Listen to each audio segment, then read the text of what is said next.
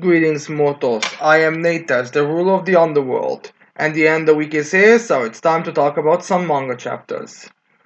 So yeah, we have a very packed week with quite a few tournaments and battles. Well, battle setups this week. So let's get into it. So we'll start off with Shell House Chapter 204, Servant. Quite ironic that we start off with no combat, but what can you do? It's the world of manga. So yeah. Anyways, we start this chapter off where we last left it off with Jeremy. Jeremy basically saying, "I want to talk. Please just listen. Let's all both calm ourselves down." As Kate is like a bit confused on why he would call her the successor. Like she determined that Jeremy has to have some connection to Anthony, but she doesn't know what it is, especially now where he called her successor as they start their little talk, which firstly there's like a little bit of a joke with Jeremy trying to explain himself, but it comes off creepy, like sneaking into a girl's room is a crime punishable by death, so you shouldn't be doing stuff like that. And then he's like, but you had unlocked. Of course, I was going to answer if you had unlocked. And can be like, that doesn't justify it. So, and he's kind of like, okay, you may have a point, but regardless, Kate realizes that getting nowhere with this kind of argument, so she just wants to kind of get the explanation. And Jeremy explains that, like Kate predicted, Kate could have assumed that Jeremy does have a connection with Anthony, and that connection is that Jeremy is a part of the Mirror family, the group that was trying to take down the Shadow House, the Shadow family, and yeah, so it's kind of so. As some people were wondering, I think when doing Anthony's backstory, is there any other members of the Mirror family who have been who are at present at the children's wing or are at the Shadow Manor? Yes, and that is Jeremy. Although it's not what some people assumed, or it's not like what Kate assumed, because Jeremy explained that while he was a member of the Miro family, he was just kind of like a random villager that I guess.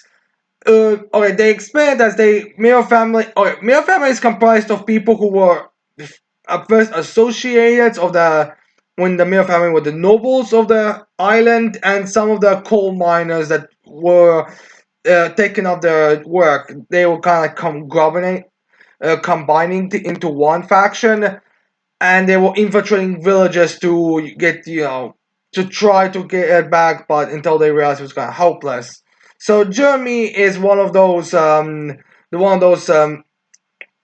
I guess village is one of the villagers that he was present, and not just that, he was also like in the same village that Anthony was at. So he had first point of view on Anthony and seeing him go up, and quite a few other information that he probably wishes he would not have seen. But anyways, throughout that time as a member of the Miro family, he very much admired Anthony and viewed him, oh, he's gonna be the successor and all that type of stuff. He fully bought into all the praise that Anthony got and decided to dedicate his life, everything, to make sure that Anthony becomes the successor. So this, and then one day when he was, I guess, doing some information, information. I don't want to say information gathering or informing them of situations. I think it's like one of those like, or it's something he had to tell Anthony's father and about what was going on. So. Probably in disguises are, oh, two kids are gonna go play, because it's like not a weird thing that a kid would go to his friend's house to play. So it's kind of like the cover story, but regardless, Jeremy went there to Anthony's house to told them, but unfortunately for him, he both Anthony and his father were not present. So Jeremy, being a kid, I think about 10 years old, I think, or younger. What was the age that I mean, I know they stare at the age where characters are. I'm pretty sure they stare at the age that characters have to and you have to be join the Shadow House or be accepted. But I'm liking if it's 10 or less because Jeremy is very clearly younger than that here. But anyway, see in that mindset, oh, wants to pull a prank, oh, like I'll pop up and scare it or something like that. So he hid somewhere in a closet. Is it? Is it to I guess the main dinner table, dinner table or wherever they usually get information or when they have their talks. He hid in that closet, and then while he was waiting, he had Anthony and his father. Well, Anthony's father was kind of there before, and then we had a whole altercation between Anthony and his father, where Anthony ended up killing him and stabbing and all that stuff. So he witnessed that. Witnessed that. So yeah, I do have to question why he didn't jump out beforehand, but we have to see this just like a 3D chess game set from Anthony's perspective. But anyways, uh, Jeremy saw that, and he then also saw the cover. Well, he didn't see the cover, but it was more like he saw Anthony dragging his fathers to his bed, and I guess the idea behind this was for Anthony to like well, there was like Anthony's father will start having a coughing fit where he started spilling blood. He may have wanted to rest in the bed or something. I'm not exactly certain because, like, the way Jeremy says it, it's like, oh, he knew about the cover up. It was so easy for everyone to believe Anthony's cover up, so everything was fine. Everything was fine and peachy and all that. So that's the reason why. So he was like the only one who knew the truth, and if he did say out loud, everyone would kind of, it would be more Jeremy who would get in trouble than Anthony did because like everyone was so enamored with Anthony. I did do kind of question what the explanation is on the whole like getting stabbed, but I mean, I guess if Anthony, I guess as long as no one saw the wound, because like remember this is like a backwater village in the boonies. I don't think people would really like want to analyze every single body, especially if the explanation is like just old age and sickness. So it could have just so maybe no one checked to see if there was like a scar, but whatever. The people were just accepting it, and Anthony was able to get into the mill, was able to have for the shell house and all that. And then Jeremy decided to follow in his footsteps, probably because, again, captors were kind of, well, the Mill family was kind of thinking about, like, alright, it's kind of pointless, like, we might not actually be able to do anything. Like, I mean, we sent so many spies, and the only information we got is the reason why, is the explanation of why we can't really get any information. I mean, I don't think we really had much of a chance here. I think it might be just for the best if we just sort of play along, but they then so well so. But regardless of how Jeremy convinced his parents to let him go to the mirror or to the shadow house, he was allowed to go to to the shadow house and yeah, he was first like trying to stop Anthony, but he soon realized when he was at the mirror shadow house that Anthony has already like started his manipulation. He already had the children admiration over him and Christopher. He had Christopher, who was like this perfect kind of beacon. So essentially, Jeremy had nothing Jeremy could really have done. Especially, it's again like he can't even reveal that he's not brainwashed because then everyone is going to then everyone's going to just throw him out because that's like the thing they've been doing. I think we've seen that doing in couple chapters back with Anthony's flashback where someone did call out, but he was immediately disposed of. So Jeremy couldn't really say much. Uh, Jimmy also reveals to us that Anthony did have when Jimmy first came, Anthony did kind of try to play with him to see. All right, Jimmy, I know you're one of the kids that was growing up with me in the Mirror family. So let's see if you've gotten your out of the brainwashing, so you can be useful or not. But Jeremy pretended that he was on the brainwashing effect, so Anthony was like, you don't have, you're not affected. You haven't managed to overcome the brainwashing, or you haven't prepared anything to keep yourself from getting brainwashed. You are a piece. You're useless now. You're just like every other child. All right, I'll go do something else. So again, it's kind of showing us how little does Anthony really care. The fact that like the most that Anthony could muster up to interact with a kid that he actually knew from his childhood or his time in a male family is one day with to check to make sure that to see if he's brainwashed or not. That's the most. So again, uh, which again just kind of helped Jeremy fall into more and more despair, because even beforehand he was kind of very despairing, because like Jeremy's whole idea and whole view and everything was like prompt Anthony, he's the savior, he'll do be so great and all, to a point that he kind of got like a meta kind of perspective where like he's the protagonist, I'm the supporting character, I should help him become the savior and all that.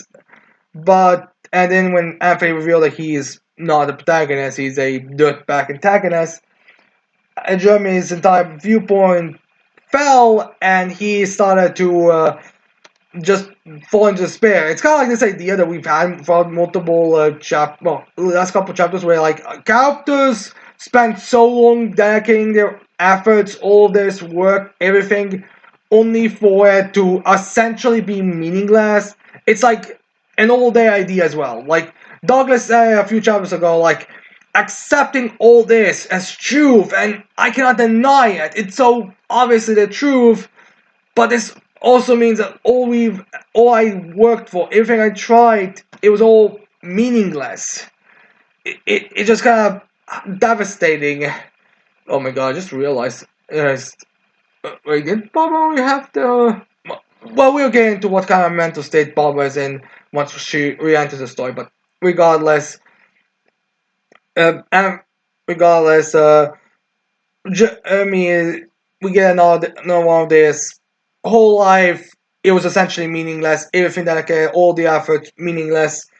So characters are now falling into despair, and that's what's happening with Jeremy. But then he during the whole Christopher's reintroduction and him being again praised as the Jesus Christ and all that.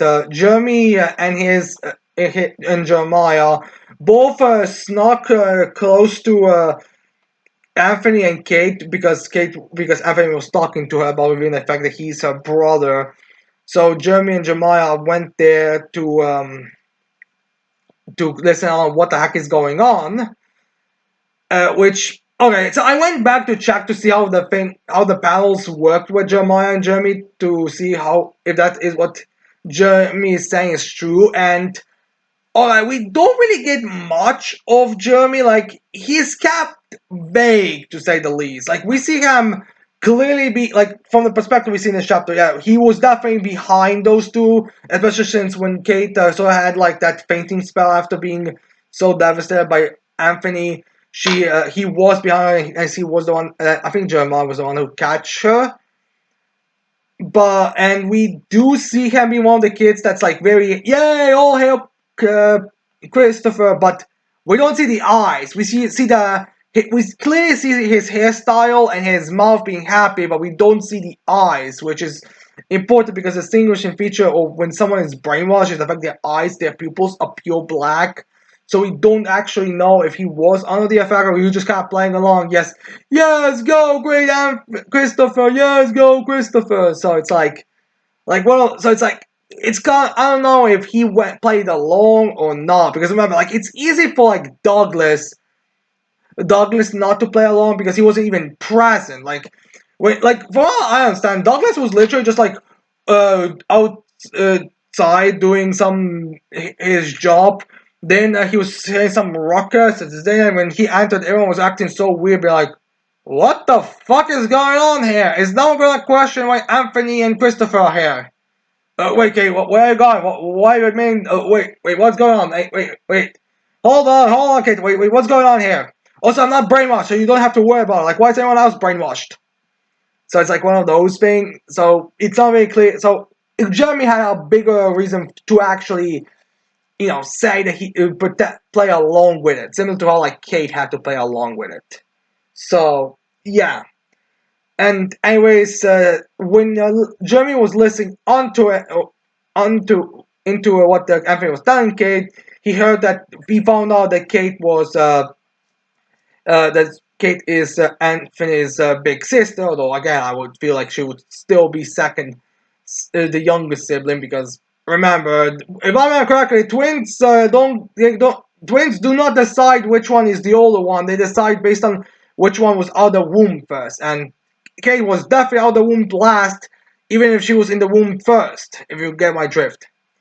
But yeah, anyways, Anthony and this kind of and anyways find out that Kate Mirror ignited Jeremy's hope, because like beforehand when he was kind of down in despair, he was kind of hoping that the wife of Anthony's father, the first one, Kate's mother, was still out there, that she had a child, in that mother probably maybe had a child of her own that would come and liberate and be the rightful successor, and not be a probably hope not, it wouldn't be another Anthony situation. But he again wasn't entirely certain, but that was kind of more just hope. Just, I beg you, please, there be another one. But unfortunately, he couldn't really do anything. But he didn't know until sometime, until some time. He had his suspicions beforehand. It's explained that he had his suspicions by him, by how amazing Kate was, and all the things that she did so quickly. It wasn't until Anthony said that he clicked. Oh yeah, this is definitely the child I've been hoping for would show. So yeah, Jeremy explains this, and Kate's first kind of goes into kind of a kind of dramatic Shakespeare-like monologue about like two moons are gonna be together and something thing. But the basic idea is, Jeremy, are you gonna give me you give me your support to how to retake the Mayor family house? And Jeremy just says that, yeah, of course, Lady Kate or Mistress Kate or whatever. And yeah, he's on board. So we have Butler, Jeremy, and Jeremiah there to support Kate. I'm kind of wondering if he's gonna die or not, because there's we got a full backstory on the guy, and usually when things like that happen, they are usually end up badly. But whatever. So we now have Kate, Emilico, Douglas, Lou, Candy, Candy, was it Candy, what was, why am I blanking on the name right now, seriously? Candy's, was it Cindy? No, Stella. Candy, Stella, Brain Damage, Thomas, Ram, Rue, Jeremy, and Jeremiah. So we have 12 people there. Good. I guess this faction is getting some help now. But yeah, anyways, this was a okay chapter, just a flashback of some minor side character. It's not really crazy. It's just kind of, I mean, it's the payoff that I really question for this chapter. But anyways, that's it for it. Now on to Tis Time for Torture Princess, chapter 247, titled Torture 247. And we start this chapter off with a simple torture session where torture of threatening princess that would appear as today's torture method, which scares princess because Peas is some of her favorite foods. And in case you're wondering how does princess have a favorite food, because she seems to love every type of food. Well, she actually gives us a tier list for it, because Axe asked her, and that tier list is essentially just A, B, C, D, A, but Axe is essentially just filled to a point it's not even in the bar. Like, it's just a bunch of food listed by Axe. It literally just seems like Princess's list is food ranked amongst itself, but it's all on the S tier, so there's no like difference. The point that even Axe tells her There is no point of a tier list if you quite literally don't even have them on different tiers. So yeah, anyways, Princess was starts to resist. She does her little shtick, but then Torture starts explaining to her how like the pear is the tastiest. Like how if you hold it on one side or upside down, it's going to have a all of its juices are going to fall to one area in the bottom. So this pear here has been stunned in the same positions purposely for a long time just so for the princess so that there'll be like this one area of juices that will be so juicy that it will just essentially be the sweetest thing in the world, which princess does the like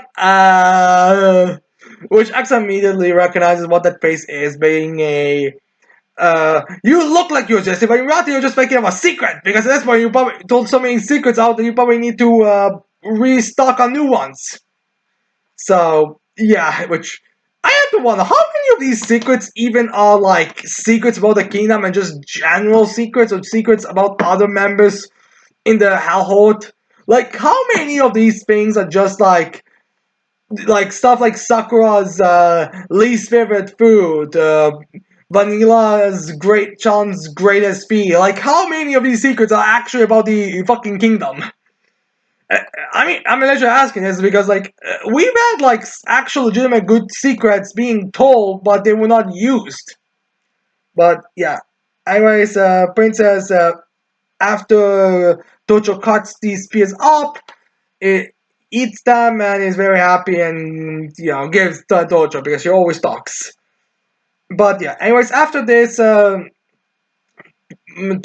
Princess is kind of reminiscing of also thanks Tocho about the whole bringing her lunches from her mother and all that. As Tocho's like, oh yes, I'm happy that she did it to you. I will tell her that you are very thankful about it.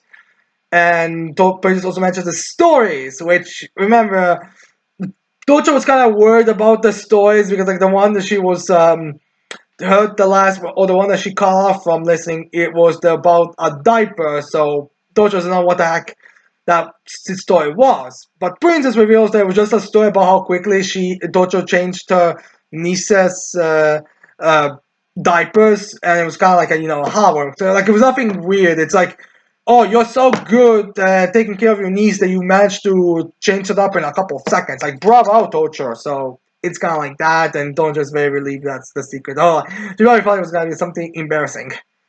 What should be revealed in volume extra or some a little bit later that Docho did actually have a embarrassing diaper story being told to Princess. It was just that Princess had enough common sense to not bring that one up. I wouldn't even be surprised if she was like, that would sound like secrets that stories that shouldn't be told, madam.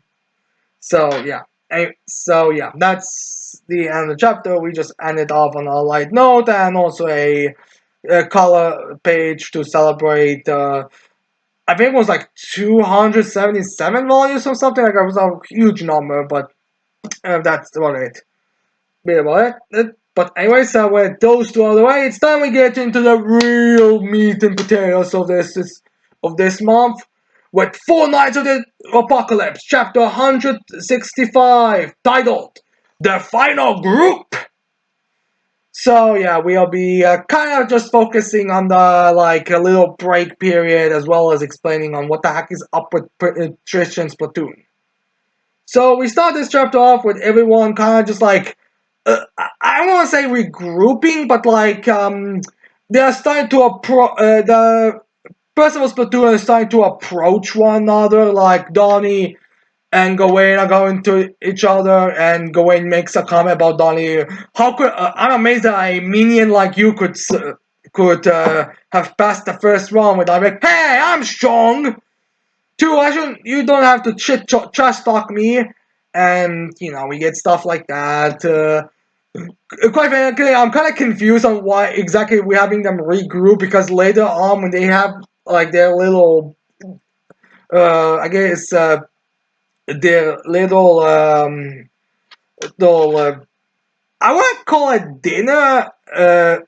Not I don't think it's dinner, but like when they have their uh when they have their No, wait, no, it was there, it was there. I was just kind of confused. I don't know why I was just blanking on the term right now, but regardless, they were having their dinner portion. But yeah, they are sort of just kind of grouping up, but during that portion, they are kind of also split up. Like you have Tristan's platoon coming together, even though right now they should have been with Anne and Bush, and Percival's platoon, Percy and Onion should have been with Howsett and Edlin. So it's kind of a weird thing, but regardless, they are sort of just uh, talking, and then Copper Donich, who's that giant holy knight that was next to not Bartolomeo, Bartlech, like the one who's kind of like his announcer assistant and all that type of stuff. He sort of makes like he makes a giant illusion of himself that is like, congratulations, you final 16, you are amazing. Now, could you all please tell me your name so we will be able to decide which ones of you fight amongst each other later. Just for practical sake, and there's also a little joke about like dying first thinking, oh my god, he's huge, with Gwendolen is saying, oh, that's just an illusion, and then that's why this is an illusion. But anyways, we now have the names for you, and they give their names. And alright, I understand that Team Percival and Gawain have those rings that makes them not able to be recognized from a I guess like you do not compete.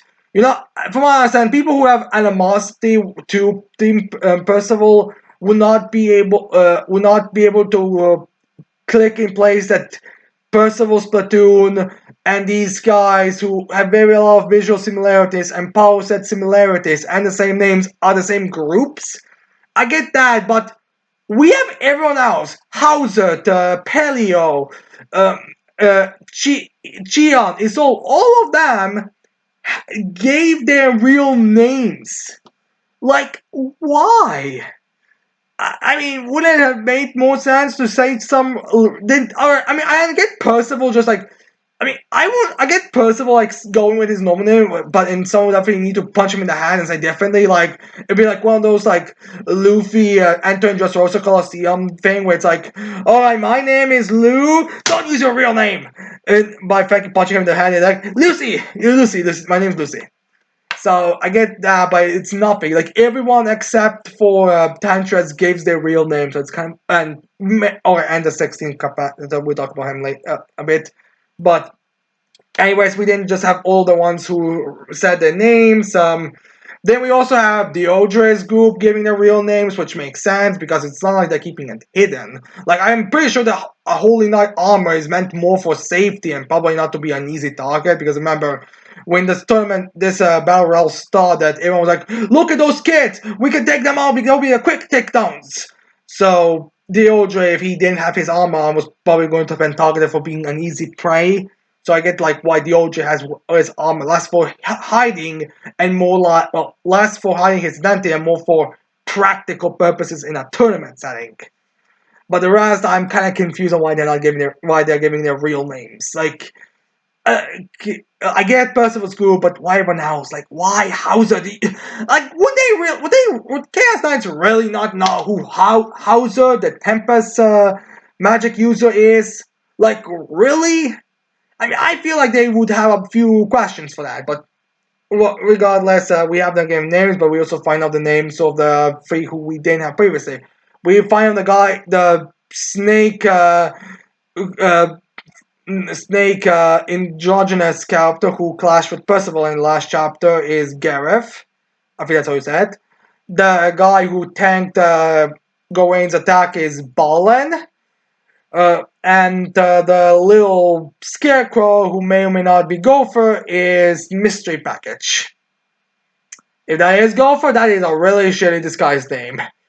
Which is, I'm bringing this up because we actually do mention secret names later, and it's just ridiculous. So yeah. Anyways, Copper just sends all of them to their sends them back to the base of the tower and says there's like a like a sort of restaurant kind of district area there where they can just eat and like recover the strength. So losers can be so losers about it, while the winners can relax and get ready for the next for the bracket style tournament portion. So yeah, everyone now can just go on a little break, and we have Team Percival eating their fill, with Amy kind of supported about how like this is supposed to be like super deadly, super dangerous and all, but we've pretty much made it through the first day without any kind of interest, without pretty much anything happening. Kind of a letdown, which let's be sure honest ourselves, half the time when they are hyping stuff up, it's just meaningless drivel anyways. Like it's essentially just looking impressive and starting tough by reality it's gonna be nothing for the main characters. There's like a way like the people who call these places dangerous are like here where everyone else in the MC's group is like here. So yeah. Well, honestly, quite frankly, the fact that the OG managed to survive the first round is more of a feat of how impressive this is, but whatever. So after this, we didn't have all of the sort of groups from Ionis reuniting. Like you have Hazard's group reuniting with like, hey Adlan, oh you're here too. Yeah, but unfortunately I got eliminated. I mean, Palio, however, made it through here. Well, he just technically snuck his way through by not being in any of the actual danger zones, but whatever. Probably a bit angry at him for his cheeky remark, but then says, hey, Bosch, talk a bit. But then you have Bosch just being like, this jacked about me. I came here to help, and I got immediately eliminated just by accident. But whatever. Then we have Chion and Insolde reuniting with everyone so we can get some, up. So we'll be able to get everyone up to speed with what the heck is up with Tristan. And first, when they reunite, we have Isolde and Chion also reuniting with Percival, which they're kind of surprised. And Chion decides to call Percival the Life Spirit because, he's still a douche to Percival. And supposedly not that as big of a douche as you kind of expect it would be, but I don't know. I guess maybe he matured after some time. But anyways, we then have the characters ask about what the heck is up with Trish, why is he calling himself Tantris, and why doesn't he recognize everyone? And Isolde and Chian explain to them that, well, the thing is, when we entered Camelot, we met Jade again. Jade was brought back, and we first spent some time traveling, being reuniting, be happy. We are Team Christian again. But then, after some time and some conversations later, we started realizing a few little weirdness about Jade's selective memory. Like they talked about his Jade's parents, like, oh, once we deal with Arthur, you should come back with us to go meet your parents. They're gonna be so happy to see that you're alive. With Jade having no memories of his parents, and you'll be like, wait, you don't remember your parents? You always praise them. You always talk so great about them. Yeah, but I don't have any memories because the way they explain later makes me really question on how the heck do they not have any memories of Jade's parents, because you'd think Isolde at the bare minimum would have met his parents, but I guess no one met his parents. But I think it's like one of those things where it's like plot contrivance reason why they don't have any memories or any idea how Jade's parents are. But regardless, and thus they kind of brush it off. And then throughout the journey, they keep on noticing the things that Jade really should know, yet he doesn't. Another one, for example, being what Jade wanted to tell her, but wasn't able to tell her due to, Macduff's magic and the whole action and the whole thing that was going on. So they realize that and they're like, wait a minute. If you keep on not, if the only things that you do not remember are things we ourselves know, this means that you're not a resurrected person. You would be just a. And as they are slowly like realizing, and they kind of, they're like, what the heck is up with with Jade? So they're like we get like this. They're not like throwing giant fits, but it's more like you can tell they realize what's going on. This isn't Jade. This is just the Jade that they envision, the memories of Jade, what they think Jade is. which causes them to be very upset, very sad. And Jade actually, it is, and Jade has like this another like dramatic moment where once they realize it's not Jade himself, it's just a copy of Jade. He starts to panic about like, wait, what's wrong? Why can I not remember such information? I should logistically know what is going on. And he faints. It's very dramatic. It's similar to how Bosch realized that uh, his sister, he was his sister, is not real. So she started fading away once he kind of came up to the terms with that. So it's similar here with Jade, where they got come to the terms where they admit it's not Jade, this is just an illusion. So he fainted, so that he disappeared. So yeah, Jade is gone, and they just accept that. And before they can really like, I would say, have an outburst and go hunt the nearest Chaos Knights, because that's the thing. Like we do see them that they did fight alongside Jade against some Chaos Knights, which kind of confirms that the bare minimum there's like no real like backstabbing control from these illusions, more so than just memory messing up and wanting to keep them around. But anyways, after they realize this, there's like a hole that sprouts underground from them, and they fall down it, and they get trapped in the cauldron. Now, the reason I think this happens to them here, and it didn't have to Bosch, despite Bosch, also having this kind of similar moment. Like, I'm gonna say it's like one of those where they were at. Like, Bosch did not realize that his sister is not his sister until he was in Pelgot's castle. And Pelgot's castle is kind of it's, you kind of feel like it's gonna have be a more of a safe area in terms of like realization.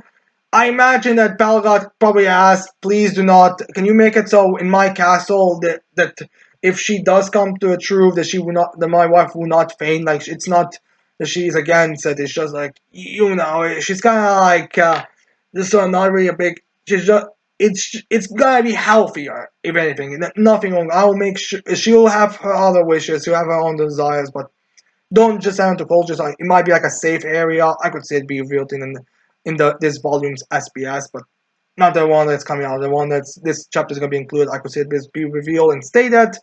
But anyways, they thought. Then anyways, but Team Tristan was just in a random area of the chaos of Camelot. So that's the reason why I think they were just like falling through the ground, and they got split up from when they were falling down to different areas.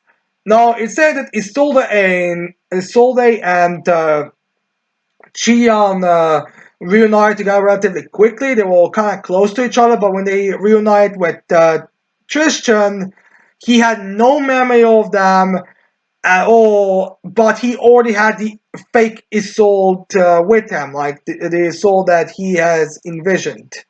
So, yeah, now this raises the question of what is that Isolde? Is she just an illusion that he created? Is that some kind of uh, it's kind of vague. It's kind of hard to tell what she is, but they know of her, but they don't really talk about it. Like they don't have this like an illusion that was made in the cauldron, because then you'd think that Trisha would be kind of like, oh, if he had this like dream version of his soul, but also why would he have a dream version of his soul exactly? So it's kind of a bit of a confusion on what the heck is up with this Isolde, but they don't really address it at all. The intro just says, tradition just says that this is all. We have no family, we have no friends, it's just the two of us. So no, I'm actually kind of curious on the. No, I'm actually kind of curious if says something to if Tristan's memory loss and all this is kind of more because of his magic, but because before they were thrown into the pit of the cauldron, Tristan's demon magic was kind of activating and his eyes was covered.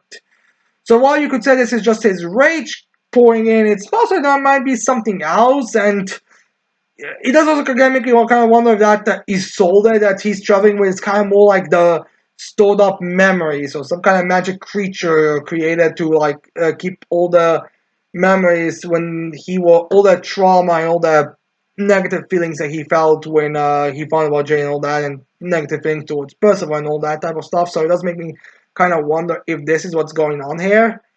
But anyways, is because again, like, there's no addressing of that. But anyways, we have to see what that Isolde really is later on in the story. But anyways, Tristan is just kind of like stuck in this position, and the two of them afterwards just decided to like find a way to help Tristan, and then they just sort of, well, they couldn't contact everyone, so they were just kind of stuck in the cauldron, just waiting until the tournament to, get the out there and help Tristan, all that type of stuff.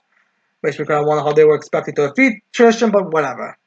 Then they also bring up the reason why Tristan calls himself Tantris, and it's explained that's kind of like that's the name they used when they were undercover in Camelot. So they were that's probably the only thing that remained of his memory is that fact that he's called Tantris. Good thing that he still was able to remember how to speak, but whatever. So yeah, then we get like a little joke about Divic.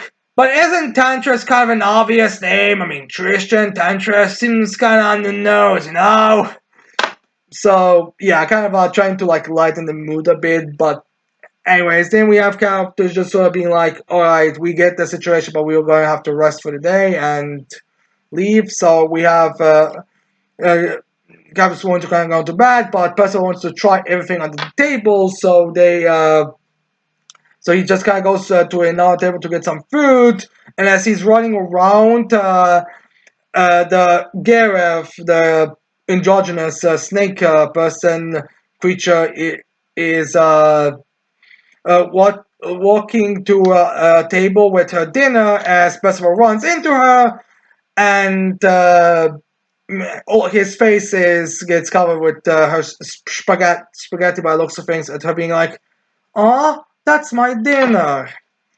Now, there is some debate, logistics. So if the Gareth tried to like on purpose get Percival covered with spaghetti, like the whole thing with, introducing to main characters and having them be douches to the main characters just for the sake of being douches, or if this is like, or if this was a legitimate accident. I think it was a legitimate accident because, like, when Gareth was walking, Percival, she spot Percival was kind of, wait, where's he running to? So it kind of looked like in the alarm, like a sort of alert, there's a like little alert sound. So it kind of looks like she was just walking and then spot, wait, he's running very fast. He's not gonna run into me, right? Oh no, he ran into me. So yeah, I mean, I don't know. I mean, I could see it be revealed in the next chapter that she did it on purpose. I could see it be revealed in the next chapter that she and Bonnie are working together. She's playing mind games for them, but we have to wait and see until that. Like, I mean, we don't even know if Gareth and Balin are working together or not, so we have to see how this thing is going. So yeah, uh, then so yeah, we have to wait and see for that. Now, after this little interaction, so yeah, this is the end of the chapter, and yeah. So with our, I'm assuming the next chapter is gonna continue with us seeing what Gareth is kind of going to act, trying to get to see what her personality is going to be, and possibly find out if she's a he or she. But whatever. Now, I should probably mention Gareth's name is supposed to be a name of Gawain's brother in the Arthurian legends. So, is this supposed to imply there's gonna be a connection between the two of them, or is it gonna be some kind of relation? I mean, if Gareth, I mean, it's kind of again like if Gareth gives me again Malaskal vibes, so I'm kind of curious if there is going to again be some kind of, so I'm doing this is meant to be like a similar thing, like it being revealed that, again, remember Malaska last time was seen in a bottle that Merlin had, and then after she was taken away because of the commandments coming together, she kind of disappeared from that. So Merlin recaptured her and gave it to Arthur to give her chaos powers to make her to have her come back, or did something else happen? Like, we don't really know what's going on. So if Gareth is connected to Melaska, and like I'm suspecting she is, it could be like a reveal connection. revealed later, but so far we don't really know. But anyways, we have to wait and see. Now, as for like kind of like my predictions, I feel like next chapters is mostly just gonna be characters again, kind of interacting with maybe the ending it off with like some kind of setup for the opponents. Like I could see next chapter ending on a like similar way or the dialogue chapter ended with like a bracket about who is gonna be fighting who, and I could see like just Donnie versus Hauser final round, Percival versus Deodre, sack fifth round, Isolde versus Anne, and stuff like that. Now I don't want to give my predictions on the matchups much because like again like there is too many protagonists in this tournament with very few antagonists that can really challenge the protagonists from what we've seen. So I don't want to. So I feel like the first round itself is probably going to be like more of a like yeah, it's kind of like I feel like it's just like the first round. Like I don't even want to say there's like a lot of fights that could just be kind of put to the side. Like there's a lot of fights that could happen with the characters. So that would be interesting to explore. Like except for Paleo. Paleo is like the only fight that I can feel like could be like a real drop that kind of fight. But the rest of them I feel like could be big. I don't like the OJS fight could be an emotional fight for Percival, and I guess I could say be the hype fight for next round for the first round. For us, at least depends. While the other two helpers from the OJ, I could see. Again, they're not. I mean, they're closest to like throwaway fights as Paleo, but I also kind of feel like throwing both of them away this quickly would be kind of much. But then again, we have Bal and Gaff for more intimidating antagonists, but whatever. We'll have to wait until next chapter, hopefully, to get the reveal about who is fighting who. So yeah. Anyways, that's the end of the chapter. So now it's time to talk about One Piece, chapter 1128. Thought RPG. It's a weird game of modern terms and stories like One Piece. I mean, it's just me, but it does kind of feel a bit much. But anyways, we start this chapter off with Charlotte kind of getting to realize what the heck is going on. Jack and all right, let's confirm. Is this a dream or not? No, Sanji. There's too many man or man in general in your dreams, so there's definitely not a dream because you will not dream of men. Which Nami is kind of like, what the heck are your dreams for, Sanji? Which Nami, why are you shocked that Sanji has his dreams? Which okay, I get this is meant to be more of a classic, old school East Blue Strides kind of feeling moment. It's the reason why the Strides was played this way, but why is Nami acting so surprised at this point that Sanji would not have many his dreams? Like, really, why? But anyways, after this little joke, we have we have Cabs also talking about, this is all this all seems like, is this Albath or not? The clothes fit Albath, but the size is a little small, so kind of feels weird that we would have that they would have Albath clothes in this size, you know? Yeah, and the place here it's kind of like a weird plastic material, so it'd be kind of weird that Albath and Jones would live on plastic. Actually, this explains the weird smell from the rabbit that we were eating. And then there's also like a little reference about like, Usopp, you're more than powerful enough to take down an oversized cat, you know? With Usopp answering, actually, well, I would, but the problem is I only woke up after it was always time to eat me, so how am I supposed to, fight back when I'm like already being eaten at that point? I was just panicking. So like there's a little, I think it's just again like this is like the problem I want to say with trying to be old school Straw Hats is because they are just on a different level to when they were. So a lot of these issues, all these conflicts, are sort of like a waste of time, a nuisance, a inconvenience at most. But anyways, as they're discussing all this information, we have I'm just gonna give you a world building plot information's pure NPC showing up on a giant grasshopper, and she's like, are you guys new here? Yeah, you guys look to be new here. Alright, so I'm in a hurry because I have a god to feed, but let me give you the general breakdown of information you need to know. These castles have giant gods. if you go down this path, you end up meeting the God's guardians, which will cause you all to die. This is all ruled by Sun God, so please, so you probably shouldn't do anything bad. So not go this route. The village where we live and eat is that route. And yeah, I think that's about the most important thing. So now, excuse me, I have to go feed.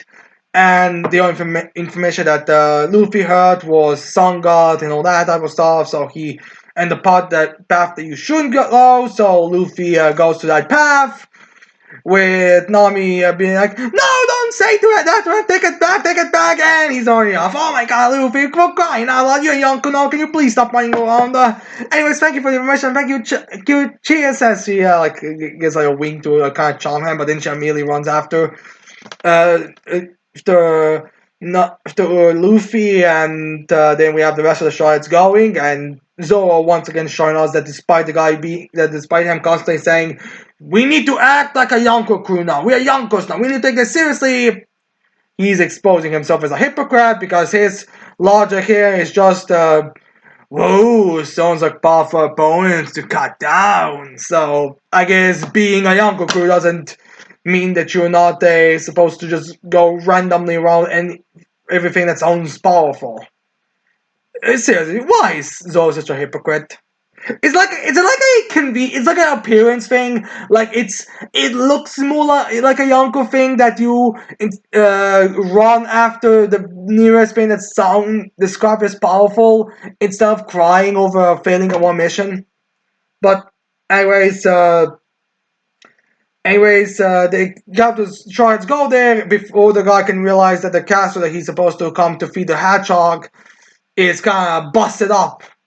So yeah, anyways, Luffy runs in that direction, but then he spots someone running towards him. Like, oh, I'll just run around him later. All right, time to just go. But unfortunately to him, we get a Looney Tunes type of comedy where he runs, but he runs into a mirror. So he runs into himself because you cannot avoid yourself if you're running towards a mirror. So he cracks into him and he breaks the mirror, and they reveal that this is all just like some kind of like the reason why this world looks kind of infinite is more just because of the trick with the mirror. It makes it look bigger than it actually is.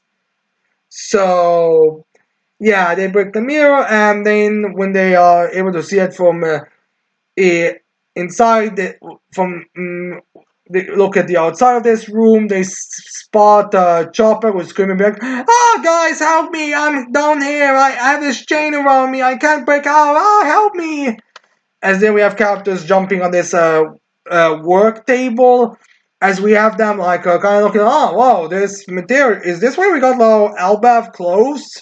Seems like it. Oh my goodness, this is definitely Elbaf material at least. I guess this explains why I guess we're on some giant's lair or something.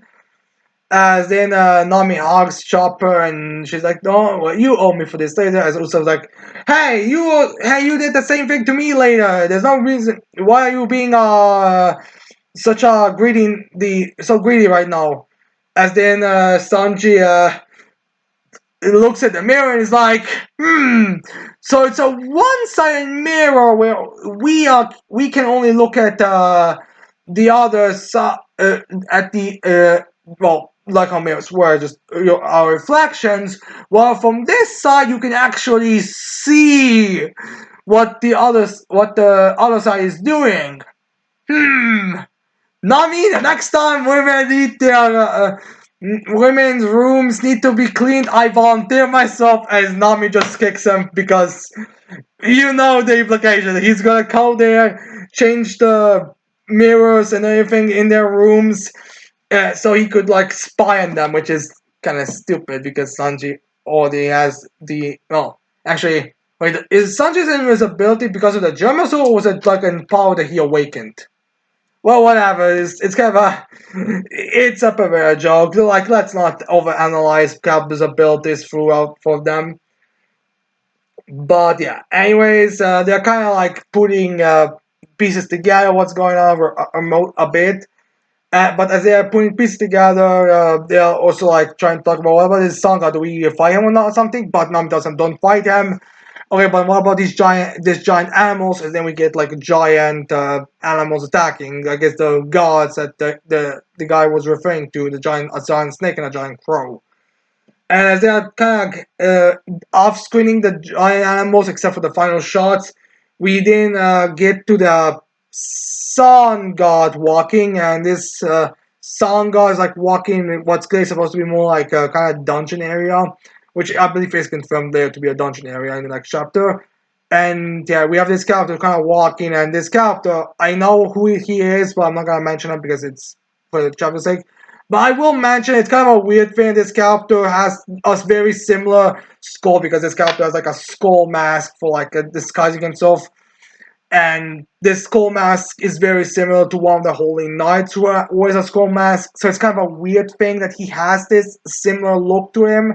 Maybe Oda just liked the design and wanted to use it before the Holy Knight himself, or maybe this is supposed to be kind of hinting at a connection between the two. So it's like, oh, you theorize this is a Holy Knight in this chapter, but oh no, actually it's not Holy Knight. But that similarity is going to come into play later. But for right now, we don't know if there is any. It could just again be a design enjoyment because I mean, the design of the Sun God is kind of like simplistically cool looking with him having like this giant fur coat to like make him sort of look more like a religious figure and more like it's kind of like I kind of want to say Wendigo in type of attire, but yeah, it's a very kind of cool look, good look, kind of decent looking attire. I mean, the character himself has a very cool design. It's just again next week's chapter. So the sun god goes to this area, but then he starts hearing like ruckus and sees some smoke and all rampage, and then he opens the door quickly as then he sees the shards attacking his animals and beating the shit out of them. As they're what the? And this the sun god's like, what the hell are you guys doing? As Shark's like, oh no, it's the sun god, you guys make it quickly jump, we have to run away. And they one from that entry as they are going to they get to the snake get to the cat that they beat up earlier and they jump on it and force it to run for them as there's like a little translation joke about the cat saying, oh, you guys will pay for this, and but they're like, yeah, whatever, we'll pay, yeah, we'll blah, blah. But anyways, Nami brings up that she actually did found the map that for the entire like Lego diorama thing. It's like, oh, we can follow. We'll be able to use this to escape. So yeah, but as they're running away, this sun god is entered the diorama himself, and he's like going after them. You guys will pay. And we get like a close up of this person, and we again have him. So yeah, this person's then running after him as the show is escaping. It's just kind of like a cool looking image and all that, but that's about it. So yeah, anyways, that's the end of One Piece chapter, and now we go to in Soldier chapter 141, titled Sermon. I would rather rename it into Kyoka's faction is full of idiots, but I don't think you really want to call the MC's group a bunch of idiots for a chapter title, but whatever. So, anyways, we start this chapter off with the characters, with the candidates kind of giving their stance as we have their narrating them. Like we have Kyoka explaining, we cannot trust the gods of thunder. I clash with them. I know they can be reasoned with. We cannot allow what happened to my village happen again. Ran is like, oh, we want blessings. They gods want followers. It's a exchange that everyone gets what they want. We don't need anything more, and if we end up fighting them, I clash with two of them, and we can take them down. With Mia being like, oh, you have no heart, so you have no heart. It's too heartless. If we are going to be working together, we should know each other. We should be, friends with one another instead of having such a limited edition. As then we just get like a later explanation from the vice commander from the first unit being like, the positions break down like this. Kyoka, Ren, she wants to accept the position from the gods, but doesn't want to change agency because she's an arrogant idiot. Kyoka doesn't want to accept the proposition, the surrender from the gods, but is not offering anything in return because she's an idiot, but also wants to change on more agency. Mira being too pure for this world, but so she wants to accept the god surrender, even though we all know this is gonna backfire massively, and wants to change on more agency because they clearly have not even the basic level of morality. Like, seriously, people, did you really need free escapees to realize, actually, well, free escapees and possibly even more, to realize that tormenting them to cut their bodies completely and without even, before they even fully managed to heal was a mistake?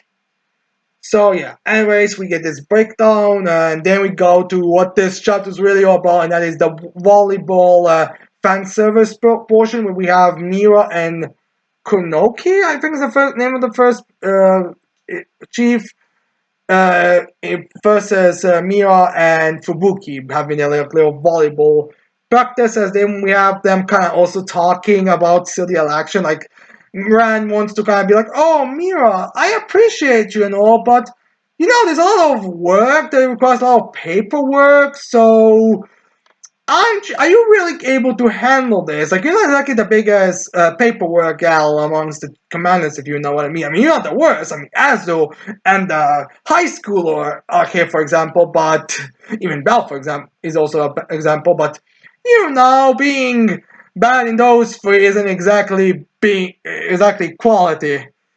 And but anyways, Mira does agree that she isn't really the best at it, but she has support. She can it's kind of funny. She says she has support in her unit seems to just be comprised of herself and her power up flag bearer. Who is right now guarding the first unit, anyways? Like, I'm asking purely because, like, from what we've seen in the first unit, it just seems to be Mira and the flag bearer, a Yakuza girl, or gangster girl. So, who else is guarding it? I mean, who knows? Like, also I did say like the first unit that the Amir is the second unit. Yeah, Amir is the second unit. Second is also like in the more dangerous area. But whatever, we're not going to address the numbers of major defense force soldiers. But yeah, anyways, Mira does get kind of a win when she says, "You don't have to bear all the burdens on yourself. We can you have the rest. We are all we're an organization here. We're not a solo star."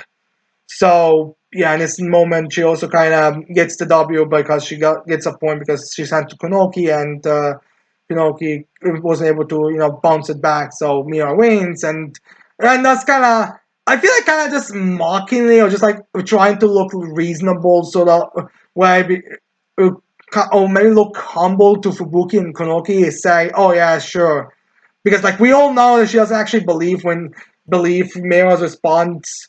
Or maybe she like says, yes, oh, like, that's a good response. But it's like, well, everyone except for me, I can bear everything. Because, like, remember, like, the last chapter or a little while back, she asked Belle, although maybe I could hold both the position of the Prime Minister and the Major Defense Force Commander, huh? So, yeah. But anyways, after this little volleyball fan service moment, we then cut to Kyoka's group, kind of discussing the votes. And they're like, all right, from the votes perspective, the guarantees for Kyoka are Varvara and Tenka because Varvara is Kyoka's pope, while Tenka has already agreed to that would be best to get Kyoka. And then they're like, all right, from Ren's perspective, the ones that she's guaranteed to get are the two politicians and Bal, with Kyoka saying, "Okay, I'll be talking with Bal later, but I am trying to talk with one of the politicians, the muscle mommy one, saying that she's like going to be doing muscle training with them." With Varvara then telling her that she shouldn't even bother with the second one politician because she looked at her eyes and she can tell that the eyes of that politician are that of someone who's completely devoted to Rand, so she's not gonna change sides. It takes one to know one kind of scenario. So it's essentially so the job now would be to convince either Bell or the muscle mommy to vote, but not to rely on those two votes because they're untrustworthy. So they have to get the the first the first first fifth and the ninth chief's votes instead.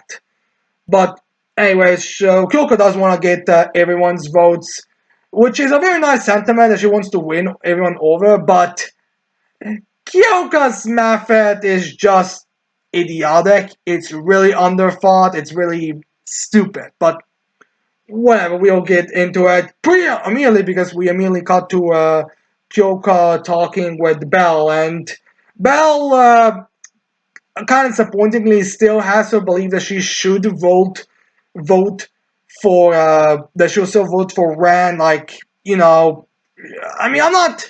It's not that shocking, but it kind of feels like, again, okay. The problem with a weekly or bi-weekly series like this is like we have to discuss things that could be changed later in the arc. But I'm kind of iffy on Belle still being so resolute to vote for Ran.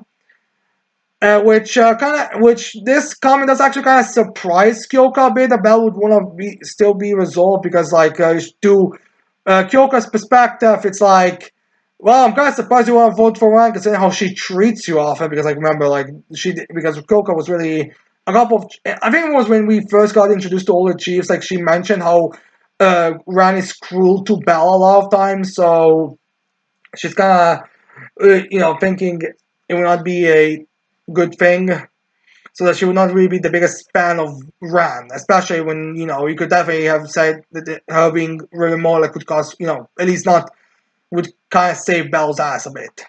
But Belle says it's fine, it's more chill. Like, she's become kind of to Belle, and yeah, and I mean, okay, I get that this is not meant to be taken too. Which, okay, I get the idea is like supposed to be to kind of keep the stakes up, but I'm kind of curious. Okay, this again might be one of those things where it's like it's gotta be changed throughout the story. This is like meant to be kind of showing of where Kyoka's lacks, because I feel like Kyoka in this instance should really like try to hammer home on the Ren's arrogance could cost lives situation. Because remember, when we had the fight with Ryan and versus everyone, the reason why Ryan lost and the reasons that Bell herself stated was because of Ryan's arrogance. Like, he, despite being like, remember, if Bell wasn't there, if Bell was away, if anyone else, if it was just Ryan, his full transformation versus everyone else, got to the bomb. Kyoka's group eliminated. Valvera's group was all in its last legs. It would just be definitively killing them. All that would have happened. But yet, thanks to Bell being there and the guy being an arrogant dumbass, they were able to Bell was able to get behind him and kill him. And now with Kyoka, and now Ran is just as arrogant, if not more than Ryan is. So that angle I feel like could be explored to make uh, Bell not want to vote for Ran. In fact, it's kind of like the argument I always had. I think I've said before, and like I could see Bell voting against Ran in a sense of I am not confident in you being able to not look at it from an arrogant perspective. I killed a god because of his arrogance. And do you really want me to expect me to hope that you arrogance is never gonna come back to bite us in the ass? So I can't. So I'm kind of disappointed that Kyoka isn't exploring this. But if the idea is supposed to be that Kyoka is flaws when it comes to being a leader are kind of being shown here, then I accept it. But again, we have to wait and see how this arc unfolds. If that is truly what's going on here. But yeah, anyways, after Battle, we didn't get to like a little bit of a discussion with the swing voters with Azu, Fubuki, and Konomi. As then they're kind of as Fubuki is like, I guess as Mia sure has a good response. She might be a good candidate with as to be like, maybe I should still just vote for Ran. It's not like there's like any kind of real big changes from it. But can only be like, I'm trying so hard to think, but I just don't know. With Valvera then showing up and asking for a moment of their time with as thinking, oh, do you want to do something permanent? But Rivera, being a dumbass, instead of trying to appeal to other sexual desires, she instead decides to take them to a church. So she uses I think it's the second level of her ability, because like remember, Rivera's ability has like no, four different levels.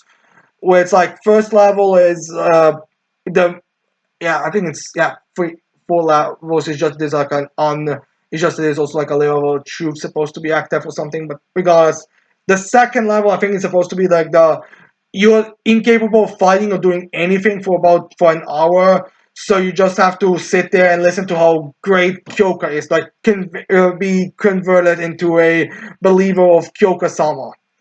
So Valera now wants to use her ability on them so they would be convinced.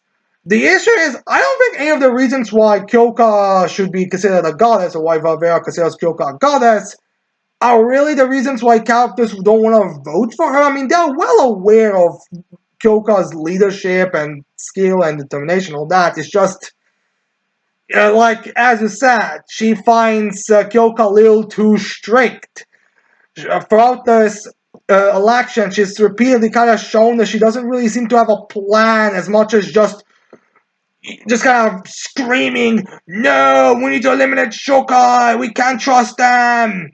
You are immoral." That's kind of all she's been doing. Like she hasn't offered a different course they could take with the gods if they don't accept the deal. She hasn't. She overly relies on the Meito, on the experimentation and the humanoid Shukai, even though it's not even as horrible as you would think it was, and that is disgusting. I mean, it's disgusting, but it's not like uh, outside of character's expectations. It's more like, I am shocked. Well, not that shocked. Shocked, but still not that shocked. And then whenever she does talk about them, she kind of seems to just sort of like I kind of want to say she wants to kind of guilt trip them, or wants to put them in like a roles that it's not really the case sort of deal. So it's kind of weird. It kind of feels like they're going through a wrong angle here. I really kind of feel like that Kyoka didn't exactly like prepare herself, like come up with any strategies to like convince someone outside like the basics. Like, alright, we'll reveal like Armor Agency experimented on human Shokai guy.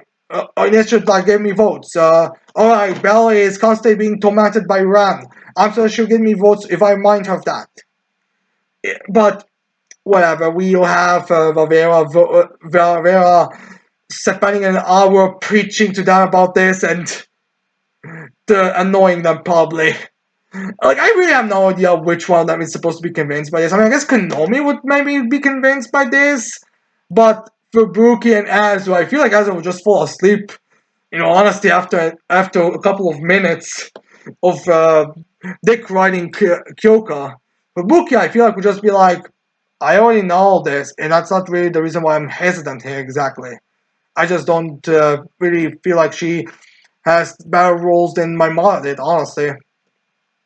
But yeah, anyways, after this, we then cut to Yuki and Himari, who's finally being addressed because I don't know why, for some reason, in the last couple of chapters, when we have like discussions about commands or that, she seems to not even be present. So I am kind of curious on why she's even there if she's not gonna be. I mean, like the thing is, they were kind of thinking that Tenka might have snuck into Home Agency, but they didn't really have her.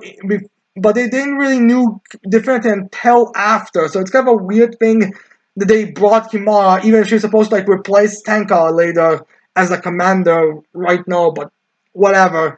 Yuki and Himara were training together on the slave ability because Himara found out that was told that the commanders want to use her ability to get Yuki's slave forms. So they were kind of trained to become stronger, and then we get like a fan service moment with them being naked and being in a spa and all that because like, because the writer likes to overuse the whole spa thing, fan service. But yeah, anyways, that's where we end the chapter off with the next chapter being stated that a fierce battle is going to be in a few hours. What's that supposed to mean? I don't know. Is this supposed to mean that there's going to be some uh, actual fun time coming? Does this mean that we are going to have the results announced to be some kind of tie that would then come down to a battle? So it's gonna be like Kyoka versus Ran, and Yuki will be there, or maybe Mira. Actually, at this point, I feel like it's more likely that Mira was going to get the off votes, which would be 3-3-2. So it would be more like Mira versus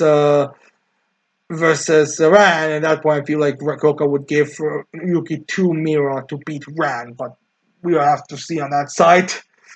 Or maybe I don't know. Maybe a god is gonna appear. I mean, people have been pointing out maybe gods will appear, but the thing about gods is that like again, like the perspective from the gods is that they're not even gonna be participating right now, so I don't really think they will show up randomly just so they could be a fight. So I feel like it's more likely it's gonna be some kind of fan service moment, or it's gonna be a tiebreaker between Mira and Ran. But whatever, we have to wait and see until hopefully next week. I think it's next week.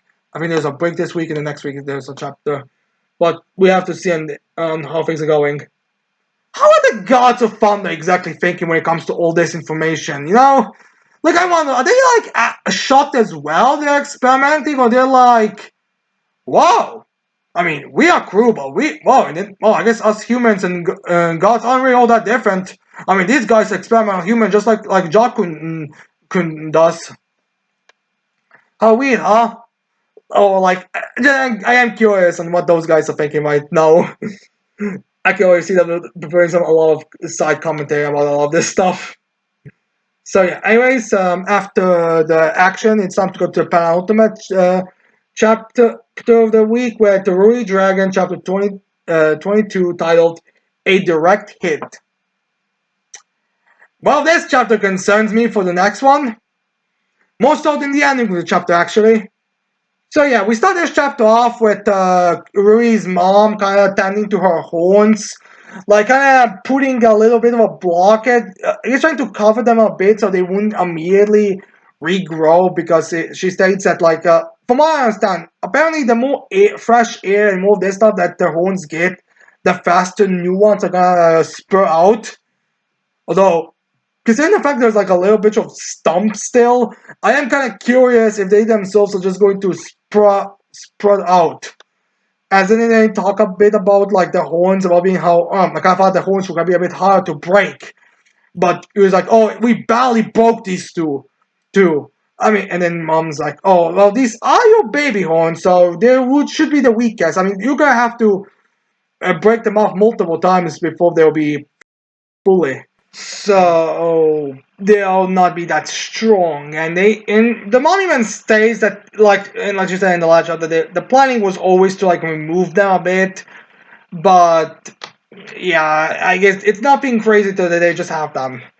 And to be fair, you can kind of still see the fact that horns. It's kind of like a little just more of a bump. It kind of looks like she just hit her head a bit with how they fix it, which really does kind of want to keep it, but she thinks it's still kind of necessary to us, especially since, I mean, considering how her body is right now, it might have caused her to develop some other. It might just cause her to have some other health issues. I mean, she already has Venom to worry about.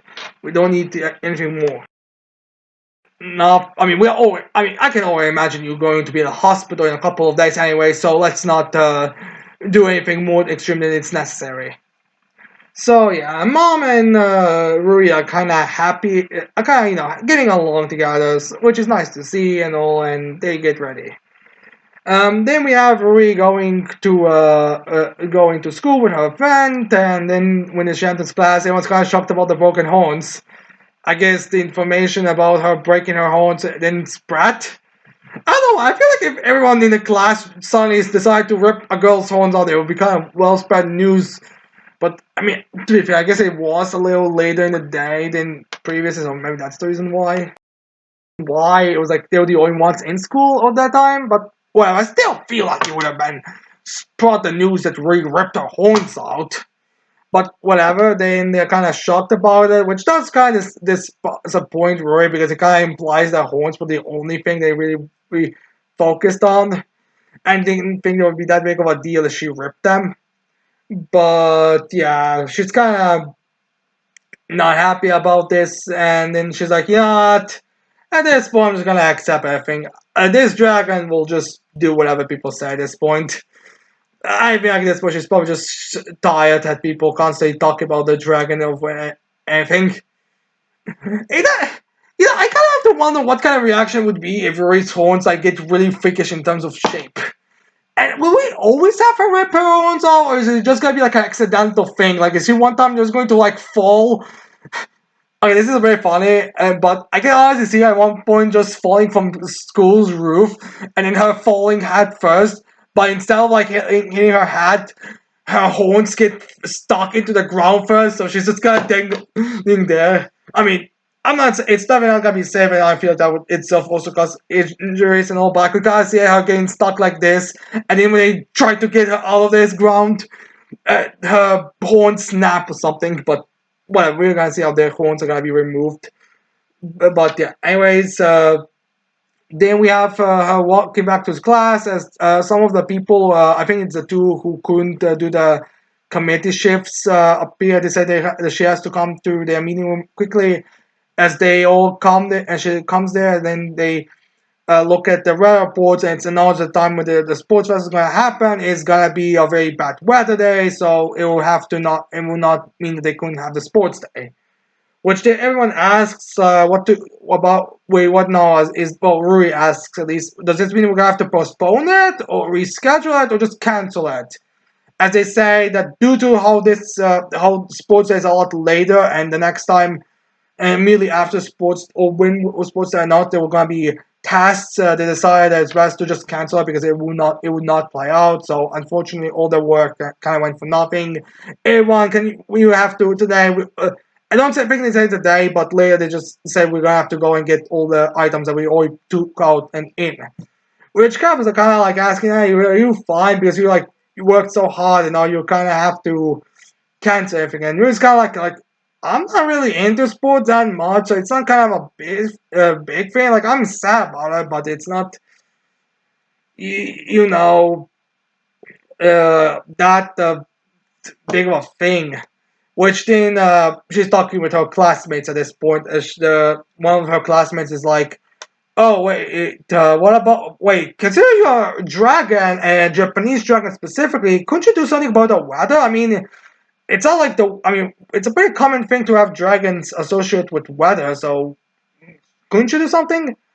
As Rui's like, maybe I don't know. I legitimately have no idea if I could change the weather or not. Which then they call Rui's mom to ask her about this. And Rui's mom is just like, oh yeah, you could totally change the weather. It's actually one of the 9 traits you have. In fact, it's the one, you know that the electricity that you have? Yeah, that kind of one is kind of the same. That one falls into the same power that you kind of asking for, the weather control power. So in theory, you can do that, so you should be able to change the weather if you want to. As then they also bring, wait, what about that? Why couldn't he, if we called him, could he perhaps change the weather? I mean, from what you've said, it doesn't seem like you're on that bad of terms. As Rue's mom explains and gives us some very necessary lore, and kind of teases us, let's be honest, to ourselves, being like, oh yes, your father can change the weather, but due to a coexistence agreement that the dragons had with the humans, he's actually not allowed to change the weather. So we told him, go there to your school so we can have a sports day. He would by law not mustn't do it. But you, being a hybrid, and someone who's on the ability a couple of days ago actually would be able to do that. So essentially, you just have to ask your teacher if you are permitted to change the weather. So yeah. Now, I'm a little unhappy about the fact they're actively mentioning information that should be told, and like that, and the fact that there's very clear more things that we don't know about the world, and we should really know about the world, but they're not giving it because plot reasons. It's like when Rory says, "I'll ask you about it later," it's basically meaning when they're gonna show up, I'll ask. Essentially, it's kind of similar to when it was revealed that she has like 9 dragon traits that show inherent, but yet only one of the and yet she doesn't know any of them until she encounters them. Like she didn't know about the venom until she started barfing out venom. And it's actually even said in this chapter. I forgot about it, but it's said in this chapter that Rui still does feel sick from it. Like she still has the experience, but it's kind of like more an actual daily. Oh, my stomach hurts from the venom. But she'll get used to it at this point. At least not in the barfing stage. It's like one of those things where you feel sick, but you know for a fact you can handle the school day. So yeah, she handle. So yeah, she deals. So yeah, they hear about the teacher. They're like, why would our teacher be able be needed to be asked for this type of stuff? As they ask him, and we finally find out that Mr. Takemoto isn't just a new teacher, but is also the one who was assigned by the government to monitor Ruri. I'm honestly not surprised by this. It's it's the. I mean, I will use the shock, but not that shock meme in this video. But so I'm probably not sure you would. I should do that, but it's like one of those things. All right, there was something up with him. I'm pretty sure people were theorizing that he might have known more than he was letting out. Like, it's not surprising. The way the guy was talking, the guy how he was kind of knowing of stuff, information. Like the fact that his immediate reaction to that Venom was like, "Huh, this is just Venom." Like, it's like, okay, even if you saw like one picture of just were like informed on general information, all right, sure have Venom, good. Like, what would that be your first thought as soon as you see it? Like, unless if you're trained to know about it. Which the little joke about the class being like, "Oh, so you are a spy, you government agent." But I find it was something weird. Now that I think about it, wasn't he just start working in this school at this year? Yeah, it makes sense. Like this guy's just working here. Rui's dragon tricks activated. Yeah, it makes sense. As Mr. Takamoto's like, oh, all right. First of all, I do have a teaching's license. I am a legitimate teacher. My job isn't just spying on Rui. But regardless, well, my dude, I am also here to monitor Rui. I'm still your beloved Mr. Takamoto, so it's all fine. As the students are like, we do not claim you. So, it's a classic joke, little joke sequence. But anyways, he says to Rui that, yes, I don't mind. If you want, I mean, it's risky that you are trying to control the weather, especially since you just got the abilities and are still very much in a random stage right now. But I don't think if you want to, you can. And Rui does want to, and even though the risk, but it's more like, I mean, everyone else is excited, and it's not like I'm actually going to be participating in them, so I could try to change the weather. Which, I don't know, Rui. You changing the weather is kind of concerning. So, yeah, Mr. Commons, alright, we'll approve of it. I will contact the agency. I will tell that there might be a weather change. The hybrid I'm monitoring decided for it, and we were gonna have to wait and see how things are gonna unfold. So, yeah, we'll see. And that's where we end this chapter off with characters going to change the weather, which. Alright, so I don't know if you know about this on Reddit, but if you were on Ragnar Crimson on Reddit, you probably saw Rui versus Ragnar. Rui versus Leonica at some point. Like, putting those Dragon Slayers versus Rui. And as you might imagine, Jen, there's a lot, like, okay, I make something I always joke about when I see those those little versus battles. I'm like, the captain Rui will just knock herself out with a dragon trait, and someone else is gonna have to punish those 2 dragon slayers for attacking a child. And that's kind of what's gonna be happening. So, as you can imagine, when I see Rui here trying to change the weather, my thought process is, can you survive the process? Because, like, I could easily see this happening. I could see Rui changing the weather this in the next chapter or chapter after, though, which I imagine it's gonna take some time. And then, as soon as she does, either a lightning bolt or something's gonna happen that's gonna strike at Rui. Maybe the thing about changing the weather itself is gonna strain all her muscles, and she'll be in hospital again. Like, I don't see Rui changing the weather without some kind of physical repercussion, because literally every Dragon Trade thing that has happened has given her a repercussion. Horseman not giving her a repercussion, but her fire breath caused her to burn her throat and burn the back of one of her classmates. Her electricity didn't have any repercussion, but now she has to run. We had to run around to spare electricity. But how? The fact that there was no repercussion when it first manifested, it could have caused it now. Like weather control is gonna give her repercussion, and Venom literally had her in the hospital again. Like this girl at this point is gonna be in the hospital doing the test due to her dragon traits. But whatever. That's the end of the chapter. We're gonna have to see how long in the hospital is really gonna be in the next chapter, or the long after that. I expect a hospital trip soon. So yeah, anyways, with that said, it's time to talk about the final chapter of the week with That Rock, chapter 16, the afternoon portion. Kind of a quick thing when, in retrospect, when you consider the fact that this like more a setup than anything else, but whatever. So we start this chapter off with Ares, the third year student, explained to us what the ghost is about being a secret police agency to keep the bad guys and all that, arrest and all that thing. But then Yuki, as he's being finished the explanation, is like, but we are in hell. How isn't everyone here a bad guy? Like we are demons crying out loud, like a demon black white dragon fusion here, the god of war here, the necromancer bitch, literally the one you said is a member of Ghost. As Ares just says, yeah, your point. Kind of dumb if you think about it, but whatever. It's a fun low building thing. It's just it for low building reasons. And we see that this Ghost, well, it's kind of a joke when you think about what they actually do. It is actually a very dangerous organization because Voltigo's reaction to this, like in the last chapter, he panicked, but it could just be like a funny face at the end of the chapter.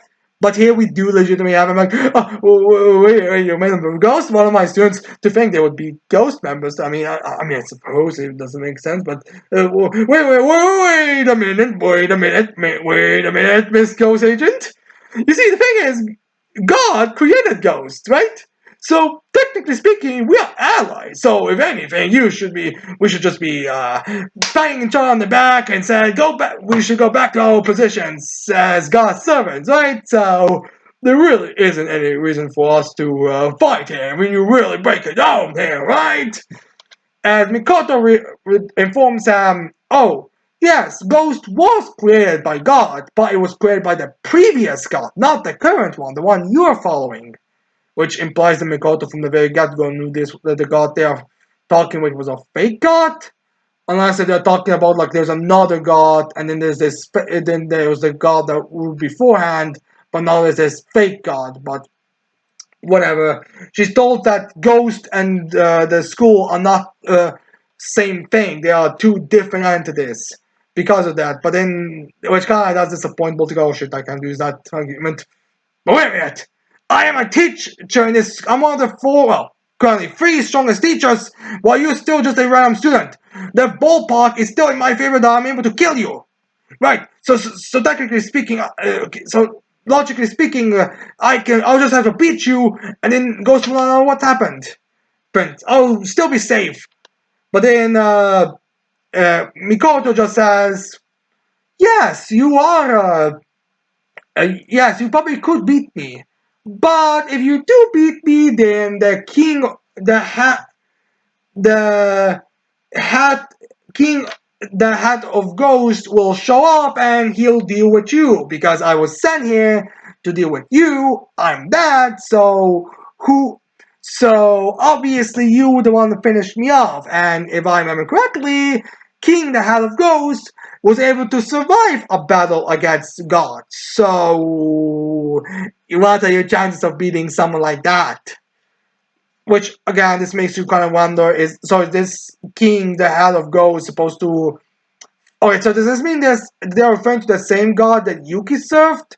Or the same god that Yuki's people served? Because they mentioned because they mentioned the head of Ghost and this God fighting. So I'm assuming that is the case because Voltigard was like, yeah, you definitely know, yeah, he did survive that, and I cannot beat him. So what the heck is?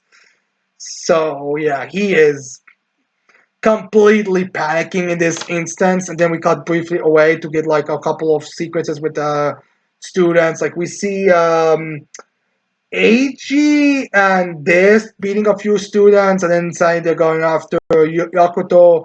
We have Reza beating a few students. We have Freya having 17 points, so she could have a good chance of competing in the. Well, actually, yeah, I think they can say that after the announcement they have later, but because she has 17, then we get Setsuna, who's like I think the Medusa rooted character, the one that's like another female member. She's there, and she has like an group of Sims that wanna protect her, be Sims for her. But then she's like, oh, that's so sweet. But the thing is, you guys would be much more useful for me as points, so you can die. And she had them burst in flames and got die, so she could get like 5 points, which she just calls measly 5 points. Then we get the Virgil, the guy who has like a very goofy like cat design. He's kind of doing like a weird dance thing, and I'm guessing beating, knocking, or whatever he did to those two.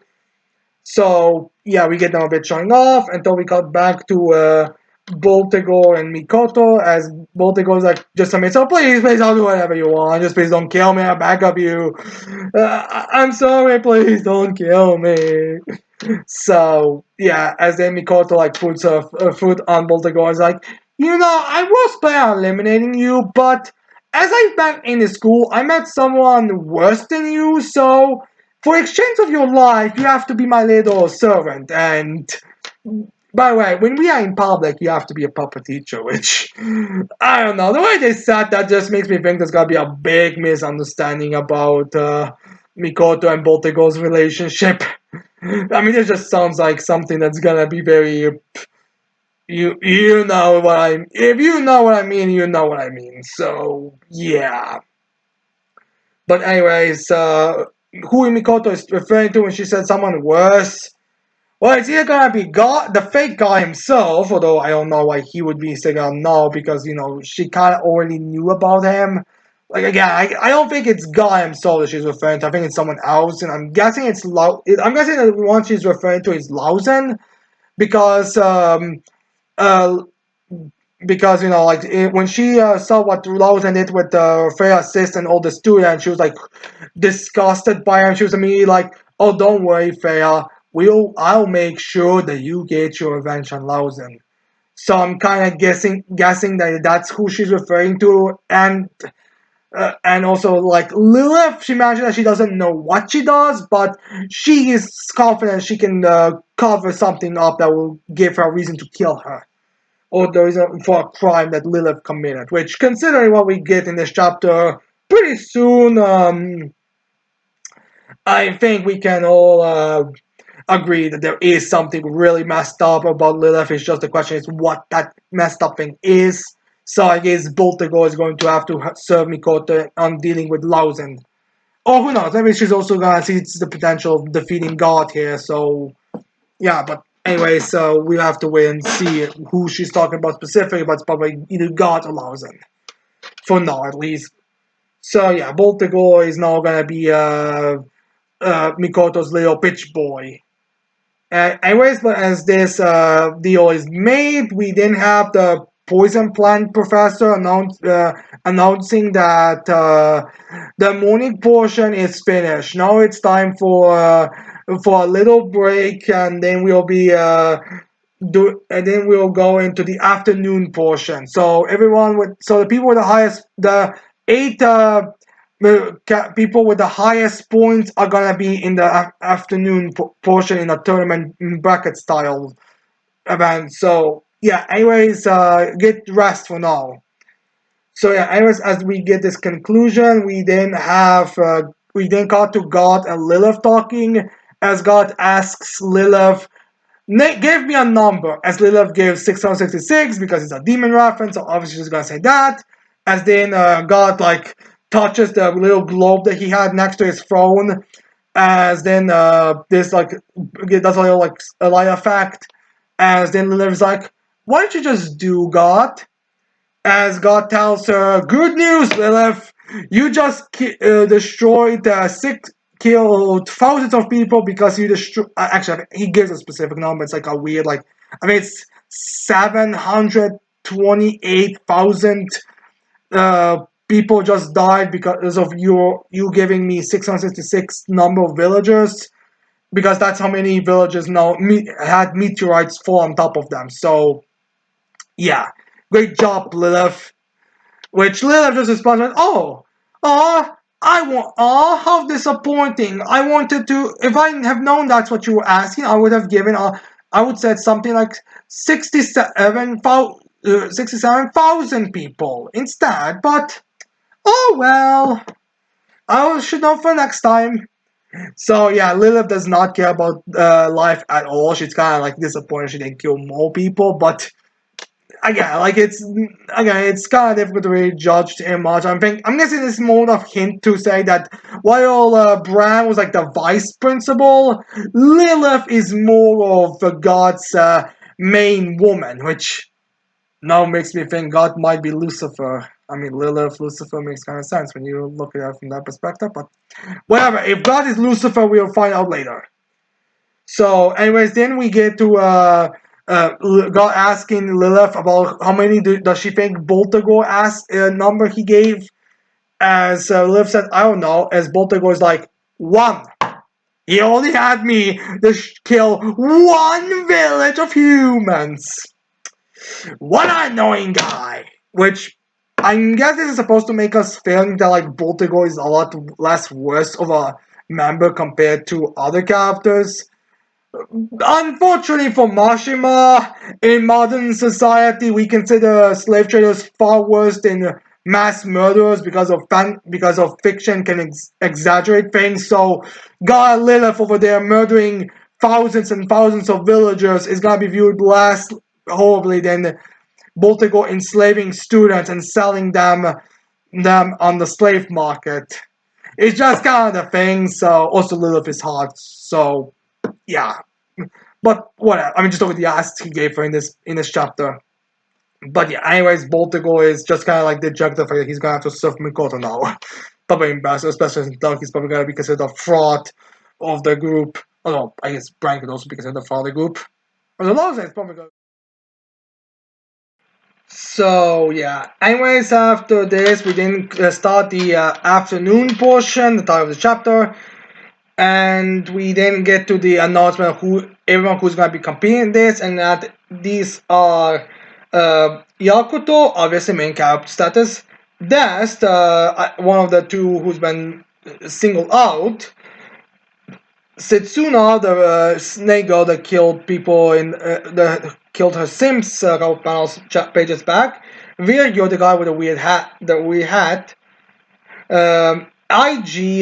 and the guy who was mentioned with Dest, Lloyd, another guy who I think was pointed out for being significant, Frey, who was also kind of hinted at because she had 17 points, like she could enter, which is kind of funny to think the fact that 17 was considered a lot. I mean, to be fair, the entire thing did kind of feel very quickly, so it's probably like one of those things where it's like a lot, like people get high numbers. People usually get like high numbers in terms of 20 or something, but the fact is it's kind of difficult for all of them to find each other. It's like before you get to like it's like one of those things where like the strongest person in the room will have only like could have 5 points just because he was very unlucky where to find people. So yeah, then we have Lawson, who's a teacher. Kind of no, I know that teachers were allowed to participate, but I kind of found it was just like extra points. But I guess they were also participating in actual things. So I guess Lawson can maybe a request or something. Kind of feel stupid to give Lawson this reward, but I don't know. Maybe it's like one of those things where the teachers don't have to get involved much, but they do because, like, remember, like Lilith by looks of things doesn't even get involved. Brand might was also not participate at all. Boldigo didn't even do anything. He was doing something completely third, so he probably doesn't get many points as well. Well, Alonso was like the one who's actually trying to get points. But yeah, anyways, I wonder if Lausen might have uh, wanted to get Frey as well. It's just that I mean, looking at this, because like he fights Freya first, so how did things go? Because it's kind of a weird thing. But anyways, now we get to which also raises kind of pissed off at the fact that he didn't get into the position, which get amongst the rankings. So it makes me kind of wonder if there might have been some like again kind of some tampering with the numbers and candidates. Like kind of to get Frey and Yakuto in first. I mean, we don't know what the numbers actually were for these sports. Like I imagine it's gonna be something that's gonna be in the notes when they are gonna be going up against one another in next chapter. But anyways, we're just kind of pissed off. So yeah, then we have also some characters asking, "Hey, where's Ares? He always had the link. I think wasn't he also like a big thing?" As Ares like, "Oh no, I lost to Yakuto, so Yakuto-chan, so it's so I couldn't compete." That's how just how things go. As Yakuto's in the background or like next to him, be like, "That's not what happened. He used his power to force me to punch him to knock him out quickly." Judging by where he talked about it, makes me think that he just didn't want to get himself in risking finding someone that could kill him. Honestly, so yeah, it's kind of I think yeah, it's kind of one of those things. But whatever, Ares is not competing here, so I do wonder if Ares is gonna become more of a long-term ally of something else is going on. As well as he seems to have kind of predicted the twist, the shocking twist at the end of the chapter, and I imagine everyone here could predict the twist. But I'll wait until the end. So, anyways, we go with the matchup. So, because unlike Fortnite, we actually get them. So we start off with Yakuto versus Diz, who's like one of the two who was really after Yakuto during this whole during the first portion. They were like, even in the chapter themselves, they announced like, let's go track down this Yakuto so we can beat him down. So he's gonna be fighting him first. I'm guessing it's gonna be like a Grimjaw Ichigo situation. Then we have Setsuna versus Virgil, which is kind of like a it's also kind of a toss-up battle because I could see Setsuna beating Virgil because like getting a because like Setsuna got more of a exposure, kind of more of a build-up than Virgil, but I could also see like Virgil beating Setsuna because there's like a more weird design. It's also kind of more of a comic kind of defeat death from Virgil because like Setsuna killed her Sims and is calling Virgil disgusting, so maybe Virgil's ability could do something that it's gonna have her die from exercise. Like she's gonna be moving her body so much, she's gonna be so much at his will that she's gonna die from exhaustion. So she'll just be a shriveled out corpse or something. So I'm kind of going to Virgil now because of that kind of angle, but it could be that Setsuna wins. But again, it's a toss-up. It's which one of these two is gonna die from Yakuto later, same in a sense. Then we have IG versus Lloyd, who are like IG's like his best friend, but now he's gonna be fighting Lloyd, who's this like giant kind of gargoyle looking guy. So they'll be fighting in this round, which I'm honestly kind of curious if he's gonna be fighting I'm also curious if he's gonna be fighting in Yakuto Bidyuki or if he's gonna be fighting the next ones, which are Frey versus Lausen. Yeah, the demon teachers. So these two are gonna be fighting each other, and yeah, you can imagine there's gonna be a lot of chaos and a lot of emotions in this fight. And, I mean, it's kind of honestly kind of predictable when you think about like you have a big fight in the beginning and then a big fight in the end. With since Yakuto suppose that's gonna make it a lot more interesting. But anyways, we're gonna have to wait and see on that side. And before we end this chapter off, we reveal a little twist to the thing as we have uh, God announced that, oh, by the way, these bells will only end after your opponent is dead. So, yeah, hope none of you guys are friends amongst each other because if you don't win, you will die. So it's like AG and Dust are like, wait, if we win, that means we're gonna have to fight each other to death as well as Yakuto and Fred. Wait, if we come into the finals together, we will have to kill one of each other. So yeah, they're kind of despondent by this and kind of, there's kind of stakes there. I guess Dust and AJ are supposed to be kind of like the rival, or kind of supposed to be like the parallels to Yakuto and Freya in this in this part of the story, but whatever. So, anyways, like I said, I imagine Yakuto is is going to be Dust. My mind currently is on Virgil to be the guy who's gonna be beaten up by not by Yakuto later. AJ is probably going to be Lloyd. Freya versus Lawson. I mean, Makoto did said to that she would kill him. So maybe she's gonna ask going to ask interrogate Boltigo to give her information on how to beat Lawson, so Freya could beat him. We're gonna have to see on how that fight unfolds. And then forward, we're gonna have to see how the character's gonna die. I mean, as long as Mikoto gets a body, it's probably not gonna be a bit of an issue.